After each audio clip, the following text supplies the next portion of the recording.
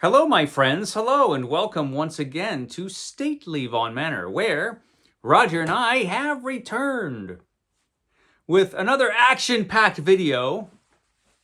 It's not really action-packed, but I did have an interesting experience the other day. I went to Barnes& and Noble. I went to the Barnes& and Noble bookstore, and I haven't done that in a long time, over a year.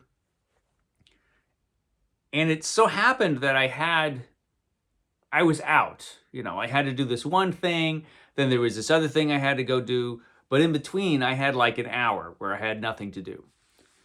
And I was out and there was no time to go home or any place, so I just thought, you know what? There's a Barnes and Noble right over there. I think I'll just go in there and wander around.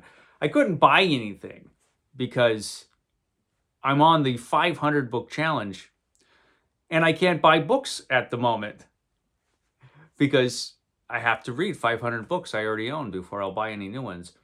But I thought, I could just wander around there for like an hour just to kill time. And it would be interesting because I haven't been to a Barnes& and Noble in well over a year, maybe a year and a half, maybe 2 years. I don't remember the last time I went in to that Barnes& and Noble. It's been a long time. So I thought, I'll go in and just check it out. And so I did. And of course, Roger was with me. We were out together, of course. And so Roger and I, we went into the Barnes& and Noble. And at first glance, everything seemed the same. It seemed the same. You walk in, there was some books here and there, and then there's the main doors, and you go through there. And first glance walking in, everything looked like a Barnes& and Noble that you've always seen like 1,000 times. It's kind of like going to maybe the neighborhood where you grew up. And at first glance, hey, it's my neighborhood. But then you notice like all the weird changes. It's like, where did this place go? Or where did that store go? And what happened to that street? There were changes, but I didn't see them right away when I walked in. First of all, one change is I remember when I used to walk into a Barnes & Noble, there would be the salespeople or the people that work there on the floor, and they would come up and, hey, do you need any help? Do you need any help? I remember that always used to happen. Completely ignored this time, which is good. It could have something to do with Roger. I don't know. But nobody asked me if I needed help. The whole time I was there, and I was there like an hour. Nobody approached or anything. They all stayed away. I'm sure people were working there. I'm sure. But I didn't see any of them. So I was just walking around, and I noticed some interesting things. I love books, but I've been out of touch for a long time with like the modern book market. I don't know what really sells nowadays and what doesn't. The first thing I saw as I walked in, they have the shelves and they have the cheapy stuff over here. As you walk in on the left, there's the cheapy gifty stuff. I mean, the store is full of cheapy gifty stuff, but there's that. And the first thing there was, you have tables everywhere with stuff that you would never read in a million years. And then they had their leather-bound classics, which I have some up there, which I always kind of liked, even though they're kind of cheap. And I went over and looked at those. Interesting thing, or at least I felt it so, is that it's been literally a year and a half or 2 years since I've been in there, and they were all the same books. I don't know. There was an Indiana Jones volume, which I hadn't seen. I don't think. And they must have done that when that last Indiana Jones movie came out. But otherwise, I was looking and I'm like, are any of these new to me? Because it's been a long time. You think they would have produced some new ones. And maybe they have, and I just didn't see them there. I saw the kind of like the same old titles that you like always see there. So I don't know if, as far as their leather-bound volumes go, if they're kind of moving away from that. If they're making that less of a priority. And I have no idea. But there just wasn't much there for that. And I wandered around those, and there's always like these big coffee table type of books that you would never look at in 100 years. Why would you take any of these home? And they had some other kind of cheapy classics, the cheapy classics in cheapy versions, but nothing really too interesting. So I kind of passed over that. I went over to the new book section, the new books, to see what the new stuff was coming out. I didn't recognize anything. It's like I literally went into a time machine and was dropped in Barnes and Noble. And there's a bunch of authors I've never heard of, which I guess is good. And that was fine. I went to the history section, and that seemed thin. It seemed very thin. I'm interested in ancient history, so I went to see what they have there. Again, a bunch of the titles there were not new. There were some books that were there a year and a half ago. And there were some other things, but not much. There was not much in that section. And perhaps it's because people just aren't interested. I don't know. I'm assuming there wasn't much there because people don't buy much as far as ancient history. And the regular history section seemed it seemed thin. There just didn't seem to be much there. There was space dedicated to it, but there just wasn't much on the shelves. I noticed many, many bookshelves full of manga. Manga seems to be doing very well, which I knew it was. And that is encouraging in one way, because it means that, younger people are interested in reading something and they're reading manga. So, okay, that's fine. That's good. There's a lot of that. There's shelves full of that. But it really tells you how bad the American comic book market is, because they had one little shelf. Maybe it was two, but if you compare it to like the aisles of manga, it wasn't much. One little shelf of graphic novels, it said. And it's interesting because comic book movies are huge. They're huge and have been for a while. I think they might be dying out a little bit now. But it doesn't translate into anybody apparently wanting to read about American superheroes, because there just wasn't anything there, really. As far as the superhero stuff, which is the stuff I've always liked, there just wasn't much. There was some Batman, there's a little bit of Batman, a little bit, and a bunch of other stuff on the shelf. But not much at all. The selection wasn't great. And it just kind of shows you how the American comic book market really is failing as far as the average reader is concerned. If you're an average normal reader who doesn't go to a comic book shop and you just go to the bookstore to read books, you're not interested in that, apparently. Nobody's interested in that, so it's not there. I went to the science fiction section to see what was going on over there. And I learned something really interesting, and that is horror is back as far as a genre which people read. I mean, it has been, but I didn't think that the bookstores noticed. But they have noticed, because there was 4 shelves dedicated to horror, which just was never the case ever. Now, I love horror. Horror is a genre I really like. So that was encouraging. That was encouraging to see. And Roger was also encouraged. Roger was happy to see that as well. I mean, and the selection wasn't terrible.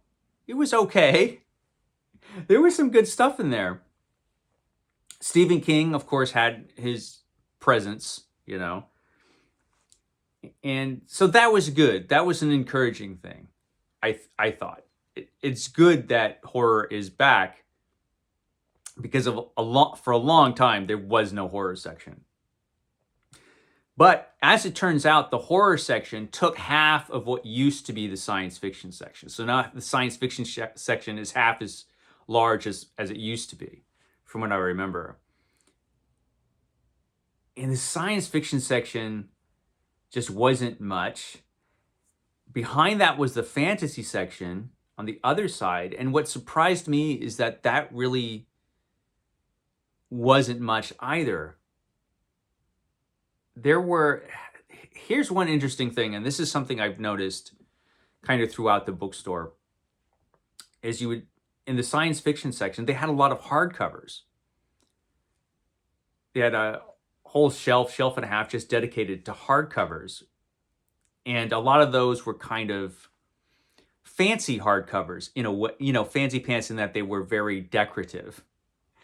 Pretty editions, they were pretty hardcovers. But if you actually felt them,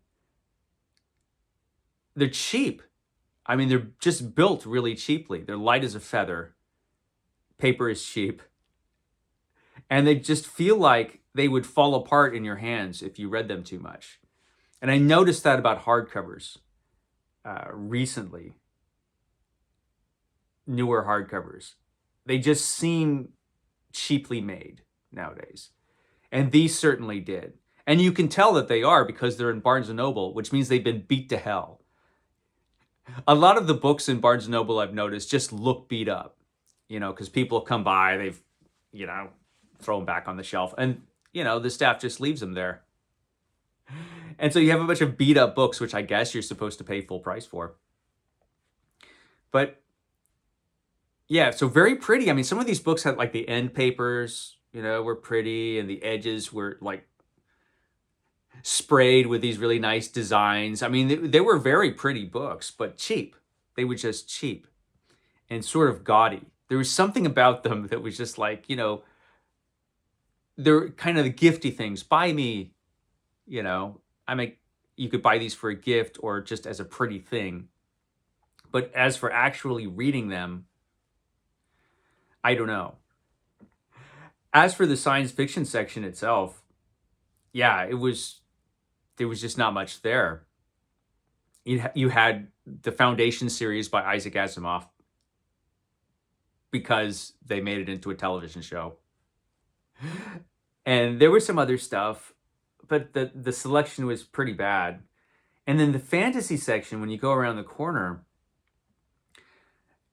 it made me wonder, is fantasy, which has been such a popular genre for so long, is it dying? Are people finally becoming less interested in fantasy? Because again, there was not much there. There was some of the big names in fantasy. George R.R. Martin had a big area. You had J.R.R. Tolkien, of course. Not as much as you used to get for Tolkien, but it's there. Probably because you have that terrible Lord of the Rings television show that's going on now. And I think a lot of these books were there actually because there are television shows about these books. Like the Silo series were all there, probably because there's a television show. And oddly enough, the Silo series, I think, was in the fantasy section, if I'm right. And isn't that a science fiction? It's a science fiction series. So what was it doing there for? I don't know. But as for like discovering new things, Barnes & Noble is not the place to go, I think. If you want to find new things as opposed to like the super popular things that everybody knows about, as far as fantasy and science fiction, it's not the place to go. The horror section is good because there is a bunch of different stuff in there. So someone put some thought into that. Because I think horror was thriving, of course, outside of Barnes & Noble's existence.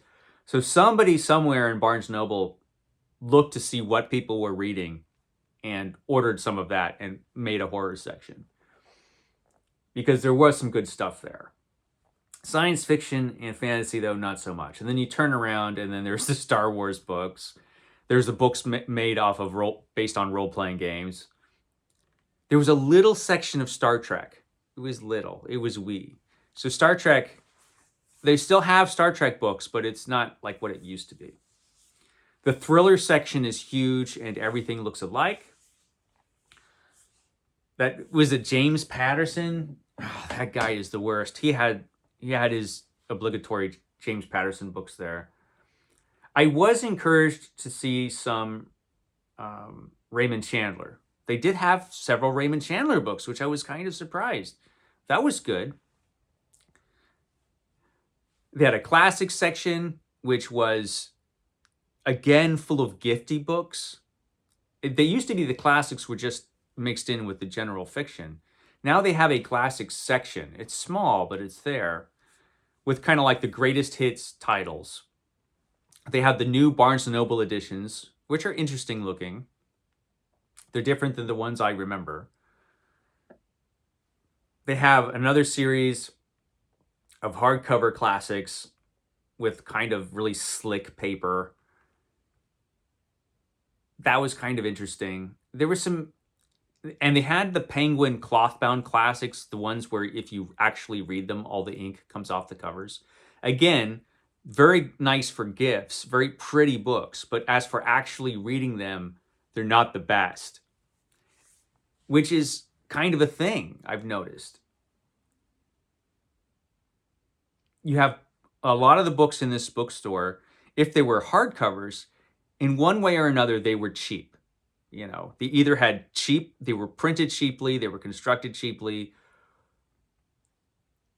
There was something cheap about most of them. And my thought is, you know, hardcovers used to be the type of book you would get that would, you know, hold up. Now I think a lot of the paperbacks would actually hold up to use, to actually reading. I think they would hold up better than a lot of the hardcovers would. And there was just something, I don't know, it was odd. It was kind of an odd vibe in that bookstore. The general fiction section was interesting, but there was the same thing going on there that you always have. And it hasn't improved. In that if you're interested in an author, they might have one or two of those authors' books. They will not have a very good selection of them. They will have a few, but if you're interested in that author, you're going to have to get that author's books someplace else. You're going to have to order them online, probably. Like if you're interested in Anne Rice, you know, probably because you've seen the television show, they had some Anne Rice books, not much, but they had a few. They had a scattered selection. Like if you're interested in a series of books, they'll never have the first book, and then they'll have like books 2 and 3 and nothing in the middle and maybe book 5. You know, it's that kind of thing. And more than ever, I noticed that the staple of bookstores at one time, the mass market paperback, has all but vanished. There was literally one spinner rack in the front with mass market paperbacks. That had some Anne Rice on it. That had some Tolkien on it. That had a few other writers who were popular. And that was it. That was it. That's not true, actually. There were a few mass markets in the thriller section, mostly with James Patterson's name on it. But that shows you how that format of books, at least in the United States, has just really died, really diminished. You know, I went in there and I knew I couldn't buy any books, but I was not tempted at all. You know, if I go into a decent independent bookstore, usually there's a ton of stuff I would want to get. But for some reason, at this Barnes & Noble, there was nothing I was tempted to buy at all. Nothing.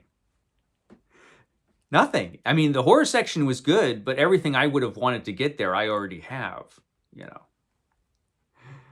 There were a few new books that looked interesting, but, you know, I'm not a new author person, so I'm kind of out of the loop. But, yeah, it was just kind of an odd experience. I don't think it's as good a bookstore as it used to be. I mean, it's a chain bookstore and they always are what they are, but it's not what it used to be, that place. And, you know, when you walk into, for me, if you walk into a bookstore that's full of books and none of them you were really interested in getting and you just are not impressed, and I have no desire to go back. It's just, that was my experience. It was just kind of like, you know?